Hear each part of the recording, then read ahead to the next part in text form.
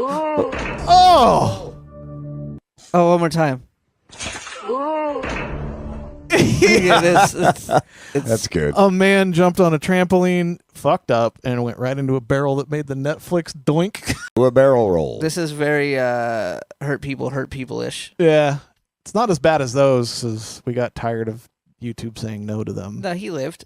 Yeah, this guy's fine. The good thing is wearing a helmet when his face hit. Yes! Skateboard helmets are not very face protective. Nope. Oh, my goodness. If I were doing shit like this, I'd have a full-on like football helmet. Right. Like, I don't want to hit my face either.